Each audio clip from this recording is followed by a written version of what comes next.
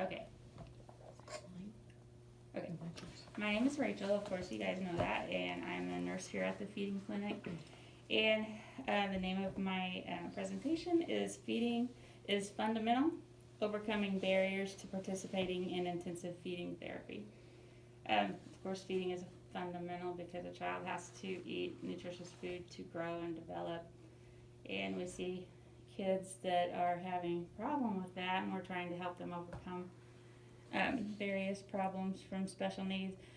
Some of the diagnoses of the kids we see are cerebral palsy, autism, heart conditions, prematurity.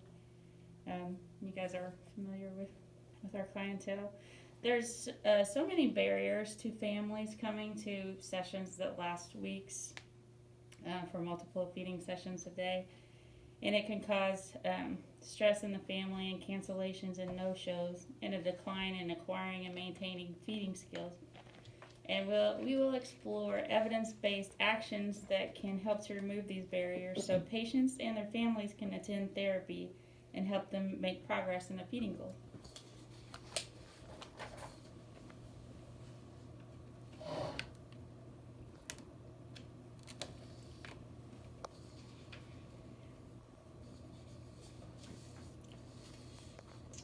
Okay. Our problem is that some families don't show up when they're supposed to. And how can we help families overcome that? It is found that patients who have unmet social needs have a higher no-show rate than those who had no unmet needs. So if you're worrying about buying groceries or not having electricity or your car broke down or you're being abused, appointments aren't the priority. And when a family is already struggling with meeting the needs of their child with special needs, sometimes making it to therapy can seem impossible. But then the problems will be compounded because they're not getting help. 3 negative patient outcomes that come from children not being brought to feeding therapy appointments are prevention of learning new feeding skills, loss of skills that were already learned but not maintained, and the loss of education of parents and caregivers to learn skills to carry over from therapy to home. So, what can we do to overcome those negative outcomes? Well, it's known that continuity and repetition in feeding therapy is important to master needed skills. Cancellations and no-shows break that continuity.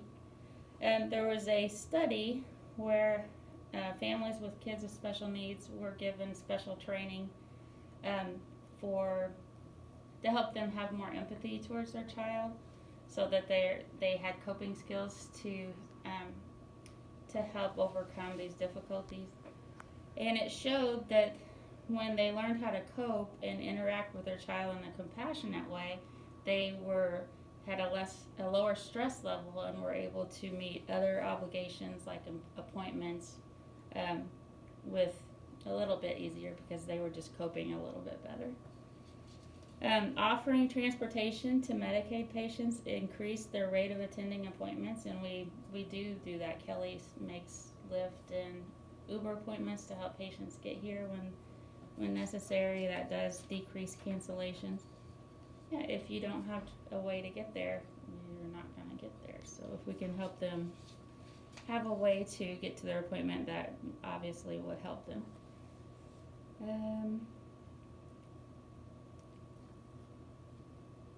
And also with reminder calls and text also decrease the amount of no-shows and missed appointments.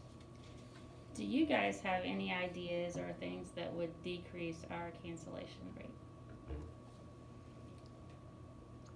More consistency with their schedules. I feel like we jump around so much. Yeah. So It just doesn't like- help them remember. That's, Yes. that's I have a like good, Yeah. actually a good point. Yeah. If I know my day's Tuesday Mm-hmm. every week, then Yep. that Which it might, used to be more Right, consistent. it used to be, yeah. The Yeah. 2 weeks on, 2 weeks off has Does been not help. complicated for Mhm. parents. It's very complicated. We don't even know. No, we don't know. and that's a good point. Yeah. It helps with consistency with Mhm. staff and with clientele. Very, Yeah. very good point. Any other suggestions? Like seriously, is there anything, anyone can think of that might help families overcome this obstacle? I think that's the big one, because like you said, we already, Agree. I feel like we already do the reminder calls, we already do the or I don't know if we do text, but the reminder Yeah. calls. We already do helping them with the rides.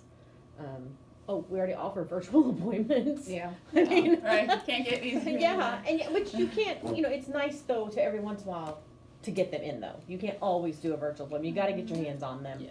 So, but at least we try, to accommodate Facilitate, yeah.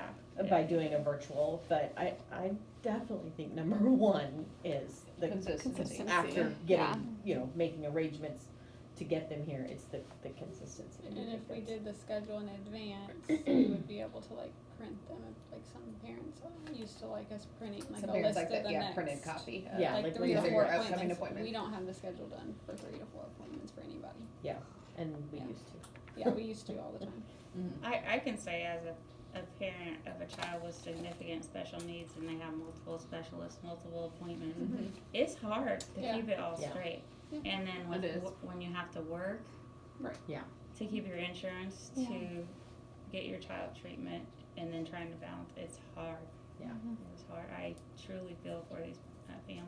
Yeah. But if you're able to take that printed out list home, and like a lot Put of it in these your parents calendar, yeah. have that You can master plan calendar ahead. at home and they'd lay it all out. Yes. And then we were always a pretty accommodating, they get back with, these first 2 work, maybe this 3rd one doesn't work. Yeah. I think that's not a problem, maybe we can either cancel you or we can rearrange it or something, but, cause yeah, a lot of parents with special needs kids, they have a lot to juggle and they usually have that master schedule. Yeah. Sometimes they want their appointments to be the same as like upstairs or Yeah. down the hall, so. Right. It's just to schedule them all on the same day for them. Yeah, we have a very unique program and a very unique clientele, so that's a complicated combination, but these are very good points. And any other recommendations on helping families overcome obstacles to coming to feeding therapy? I don't know what's already been said, so I'm sorry. Pulled in multiple places. No. I appreciate everyone coming. I appreciate your participation. Thank you.